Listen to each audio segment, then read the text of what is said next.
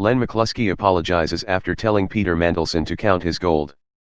The Unite General Secretary said he was sorry if his language caused hurt after he was accused of deploying an anti-Semitic trope in a BBC Newsnight interview. Union Chief Len McCluskey apologized last night after telling Labour rival Peter Mandelson to count his gold. The Unite General Secretary said he was sorry if his language caused hurt after deploying what critics said was an anti-Semitic trope. Asked about Lord Mandelson's opinion on Keir Starmer, Mr. McCluskey told BBC Newsnight, "I stopped listening to what Peter Mandelson said many years ago. I would suggest that Peter just goes into a room and counts his gold, not worry about what's happening in the Labour Party. Leave that to those of us that are interested in ordinary working people." The comments sparked an angry backlash on Twitter.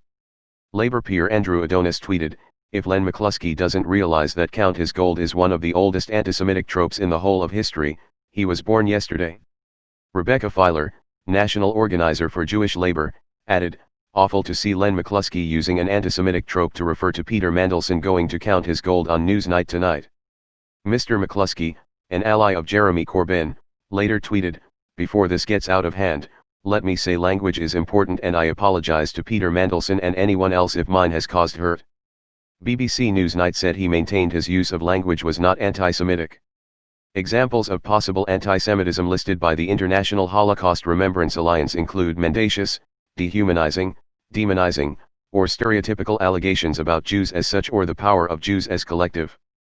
The comments came as part of a Newsnight documentary which interviewed key figures on both wings of the Labour Party about its future and Jeremy Corbyn's legacy. Lord Mandelson, who resigned twice from Tony Blair's government including after questions about his involvement with an Indian tycoon's passport application, branded Jeremy Corbyn's leadership toxic, sectarian, and backward-looking on the special. But left-winger Diane Abbott said she was suspicious of new leader Keir Starmer when he was in the shadow cabinet. She added, "Keir Starmer's ambition is fairly apparent.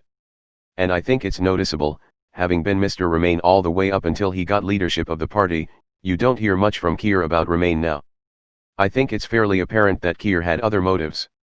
Lord Mandelson's grandfather was Jewish and founded the Harrow United Synagogue. In a 2010 interview he said his father was atheist but became overtly Jewish during the 1967 Six-Day War and the 1973 Yom Kippur War.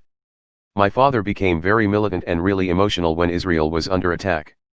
In a sense it was the same for me," he told the JC. He added, "It's not that I am religious. It's the extended family, which part of me wants to be part of."